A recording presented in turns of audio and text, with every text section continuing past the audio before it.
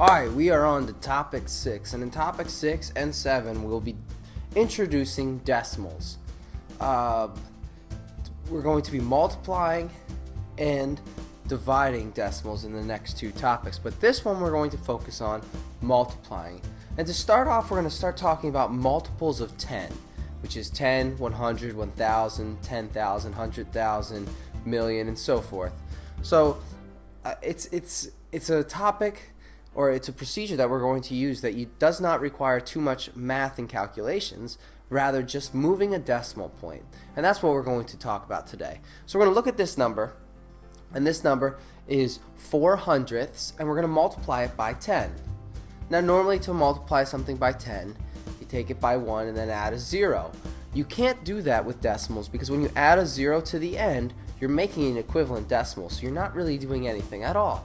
So this is a very simple method. When we move a decimal to the right, the number gets bigger.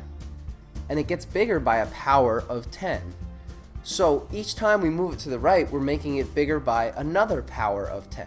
So 1 to the right would be the power of 10. 2 to the right would be the power of 100. 3 to the right, 1000, and so on. So let's look at this problem. 4 hundredths times 10. The one trick you can do is count the amount of zeros. Well, how many zeros are there in 10? The answer is 1. So we're going to move the decimal 1 to the right. So literally, just move it over, drag it over, and 4 hundredths times 10 now turns into 4 tenths. Alright? Now, what if we say 4 hundredths times 100? Well, there are how many zeros in 100? There are 2 zeros in 100, so we need to move it 2 to the right. Now, what happens when you see something like this? Okay, we have 8,765 10,000ths times 10 to the third. This can be an even easier problem than before. Don't get confused with the exponent here.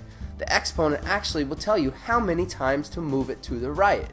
So in this case, we're moving it 3 times to the right. So we take the decimal in front of the 8 and we just slide it over 3 places. 1, 2, 3, so it lands between the 6 and the 5. We now have 876 and 5 tenths. That's what 8,765 10,000ths times 10 to the third would equal. And finally, if we have another problem like this, 67 and 895 thousandths times 10 to an unknown power, we can just shift it here. So let's say it's 10 to the first power. Well, 10 would have 1 0, so this would be 678 and 95 hundredths. If it's 10 to the second power, it would be 6,789 and 5 tenths. If it's 10 to the third power, it would be 67,895. What happens if it's 10 to the fourth power?